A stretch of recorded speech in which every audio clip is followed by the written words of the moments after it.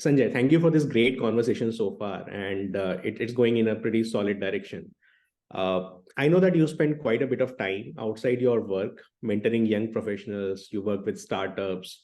So tell me a little more about what role you play with them and how are you contributing to this overall landscape? Yeah, sure. Again, I'm very passionate to talk about some of these things outside work also. So in my current role, I also look after the startup and accelerator program for the organization. And also in one of my earlier jobs, I was very closely involved with startups, founders of these startup organizations and all. So there's a bit of not bit. There's quite a bit of liking for what these people do, the risk that these people take, and then to support them with some skills which I have, which hopefully they could also use in their own journeys. So we work with a lot of accelerators, and accelerators are and startups in many cases looking out for mentors who could guide them. And many of these startups coming out of India and globally also are all technology startups founded by people who are drenched in technology, who are got masters in technology. But I find that in many cases, at least in many cases which I've come across, they don't very structurally or methodically address the question about, okay, what's a market for this? And how do I address that market? I think that is where some of my skills come to help them, because whole of my life I've been doing that. So I help them put some kind of questions rather than kind of giving any answers. I try to kind of open up their perspectives, help them identify some of their target segments better, and mentor them in some of the other ways. So I've been voluntarily doing that for quite some time now with startups as well as the accelerator. Accelerators also run some mentoring programs, and I do help them. So that's one part of my mentoring and coaching with the startup and accelerators. The next one, which I do, and which the organization which I belong now is also very passionate about, is women in STEM. STEM, where even though in India I would say percentage-wise, there are quite a bit of girl students getting into STEM. Over a period of time, there's data to prove that the number drops down. And of course, the senior management, we see lesser and lesser of people. So one of the things which I do here is to mentor some of the girl students from financially underprivileged backgrounds. And here I work with an organization, an NGO called Catalyst India. They're based out of Pune with offices in multiple cities in India, where they identify some of these girl students, typically in first year of their engineering education. They're academically good, but they don't have much of financial backing. And what Catalyst does is to help them get a good job at the end of their 4 years in engineering. And during that journey, help them kind of build a lot of those skills. So I've been mentoring one of those girl students for last 4 years. And we're very happy to see the progress that the student has and finally ending up in a good job in one of the multinational companies. So that's a personally satisfying journey for me when I mentor these students, young professionals also, and also the startups and their founders. So why I do that is one, I like that space. So it is somewhere I find that calling to give back to the society with my skills. So I feel that I've got skills in this area and I can add something to their own journey. So I spend some time to help them, which is my form of kind of giving back. So also inspired by many of these people, inspired by Catalyst India as an organization, inspired by all the startups we have worked with on how they worked against a lot of odds to get there. So yesterday I was conversing with this organization where the founder is trying to, I would say, systematize and then bring technology into fish farming at a very remote level. So these are all inspiring stories. It's not just about one app which we create to deliver the food, but there are people, there are founders, there are entrepreneurs who are really working at the grassroots level, trying to find, trying to influence changes to the country we are in, which is quite disparate. And the good thing is that many of these people, or almost all the people, understand that technology is a big enabler for them to build scale and to solve a lot of these problems.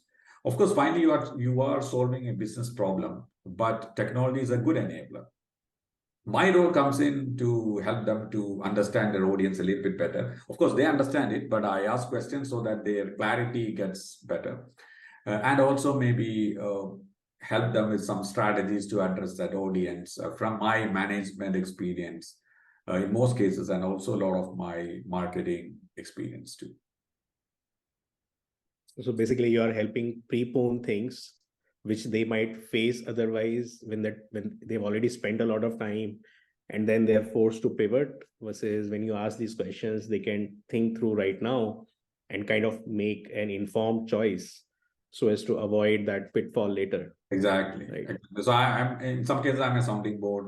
In some cases I'm somebody kind of who help them steer in the right direction, rather than there's always a tendency for many people to put their hands into many things. So I kind of ask the questions like be core to what you are doing, and make sure that your investments are in the core area where you got strength, you can add value. Some of the features, even sometimes when we add in some of the products now, and it's not just with the startups, are you think that that's like a very cool feature, but nobody uses that feature. I mean, it's like, at least I using the Microsoft Word, it probably has got hundreds of features, but I may use that 5 features again and again and again.